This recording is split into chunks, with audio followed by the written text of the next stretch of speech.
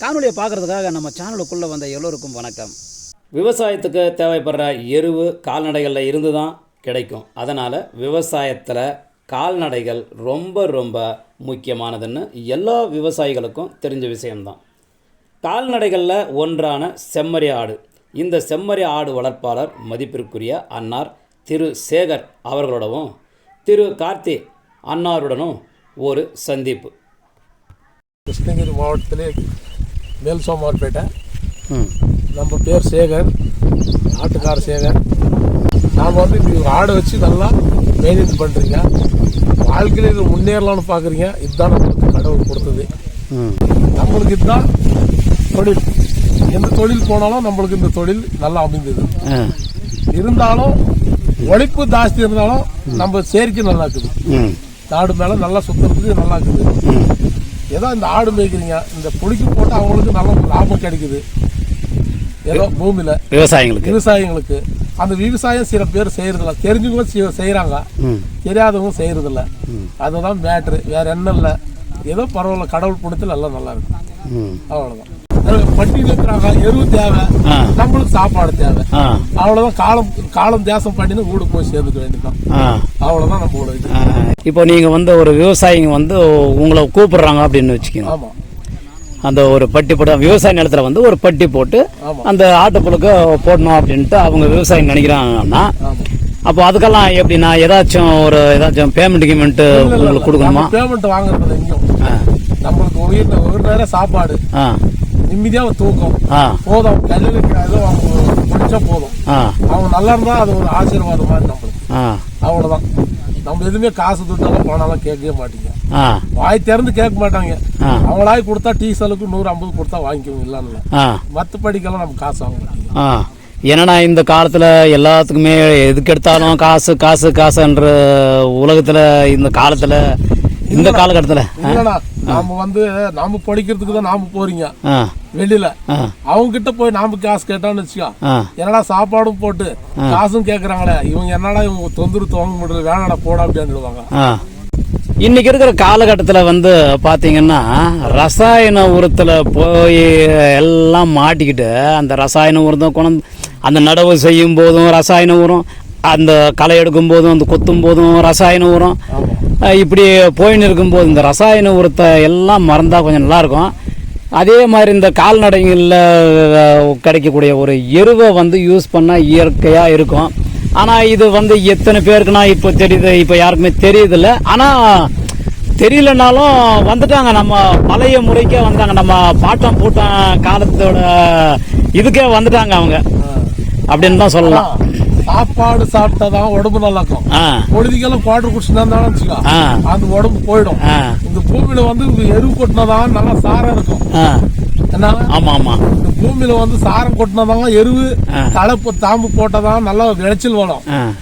தலை தாம்பு எருவு கொட்டலாம்னு வச்சுக்கோ, அது ஒண்ணுமே பிரயோஜனம் இல்ல. பூமி என்ன பண்ணும், அந்த காயம் ஒரு பிரயோஜனம் இல்ல. எங்கடா நெல் வெடிதானா, வழியில தக்காளி வெடிதானா, என்னத்த வடியுது, ஒண்ணுமே விடாது.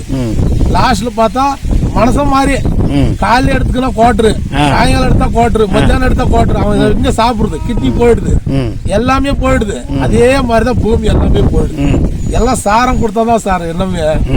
வெறும் தண்ணியை குடிச்சா மனசு பழிக்குவானா, கொஞ்சமான சாப்பிட்டா தானே ஈர்க்கம். வெறும் ஊரியா வரம் போட்டு அது விளைச்சல் விளைஞ்சு உள்ள எல்லாம் இந்த குடி தண்ணி அடிச்சு அடிச்சு அடிச்சு எல்லாம் பூரா நொந்து நோய் ஆயிடுது. ஒரு பிரயோஜனமே கிடையாது. அதே மாதிரி எருவு, மாட்டு சாணியம், ஆட்டு சாணியம் கொட்டி விளைச்சல் விளைங்க, இன்னும் உங்களுக்கு இன்னும் ஒரு மூட்டான்றது இன்னொரு மூட்டை சேர்ந்து வரும். அது சரி, அது சரி. அதுதான், அது 100% நான் ஒத்துக்கிறேன். அதேதான் மனச மாதிரிதான் பூமி மாதிரிதான் மனசன். பூமியில விளைஞ்சதான் மனசை சாப்பிடுறீங்க, மனசை சாப்பிட்டுதான் பூமி தின்னுது நம்மள, வேற என்ன கிடையாது. பூமி தின்றதுக்கோசரம் தான் நாம பொழைச்சு நிக்கிறது. ஏன்னா பூமியில விளைஞ்சு தின்றதுக்கு தான் நாம ஆளு வளர்ந்து நிக்கிறது. அவ்வளவுதான் வித்தியாசம். அது சரி. கிடையாது. இந்த மண்ணை நிப்பாட்டுமோ 10 நாள் அழுப்பிடுவாங்க, அதை மூட்டை போய் பயிர் வைப்பாங்க. இப்போதான் எல்லாம் எதுக்கெடுத்தாலும் போறது. இப்போ சில பேர் இந்த கடை நாடு மத்திய மாநாட்டுறாங்க. சில இடத்துல 1000 2000 தருமபுரிக்கெல்லாம் போயிட்டா போயிடலாம்.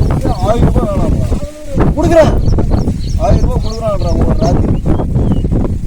எங்க இந்த மாதிரி இயற்கையெல்லாம் எங்க சேர்க்கலாம் எல்லாம் ரசாயனம் உரம். ஆமாம் கண்டிப்பாக ரசாயன உரம். இந்த பட்டி நிப்பாட்டிட்டு இந்த கொல்லியில் அடுத்த வருஷம் நீங்கள் சொல்லணும் என்ன விளைச்சல் ஆச்சு. இந்த சிங்கோத்தர்கிட்ட பட்டி நிப்பாட்டி இருந்தோம். போன வருஷம் அதுக்கு ஆச்சு. அப்படியே இந்த பட்டியை வச்சு எங்கள் சாமி அவங்க குலதெய்வம் வந்துருச்சு. அவங்க சொன்ன மாதிரி நல்லா இந்த வருஷம் என் வெள்ளம் மாவிலன்னு கேளுங்க. 10 லட்சம் சம்பாதிச்சப்பா. ஒரு டிராக்டர் வாங்கினேன், ஒரு RAPC கதிர் வாங்கினேன். அந்த சொல்கிறாங்க இன்னைக்கு கூட.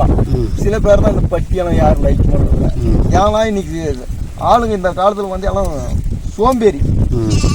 எப்படிங்க சோம்பேறி இந்த வந்து செய்யறதுக்கு யாரு இதெல்லாம் அழிஞ்சிடும் கண்டிப்பா.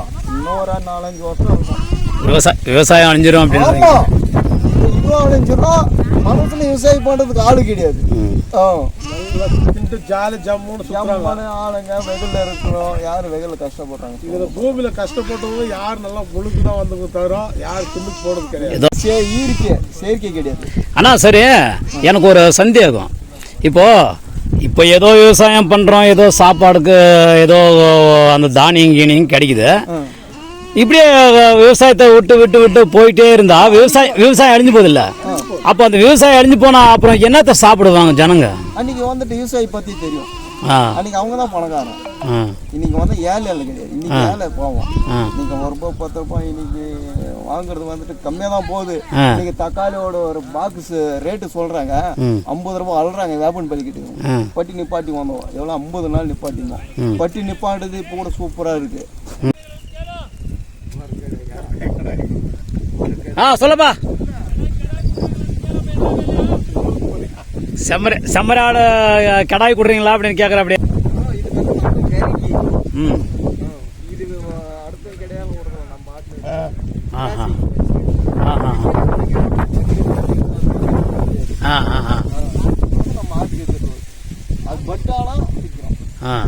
அப்போ இப்போ எதுவும் இல்லையா?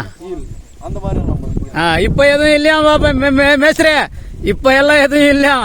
நம்மளோட சந்திப்புக்கு மதிப்பு கொடுத்து இவ்வளவு நேரமும் சில கருத்துக்களை பகிர்ந்துக்கிட்ட அன்னார் 2 பேருக்கும் விவசாய உறவுகள் சார்பாகவும் நம்ம மூங்கில் இசை சேனல் சார்பாகவும் வாழ்த்துக்கள் தெரிவித்ததுடன் இறுதியில் நன்றியை தெரிவிச்சுக்கிறோம். நன்றிண்ணா. அப்படியே கை கொடுத்துங்கண்ணா. நன்றிண்ணா.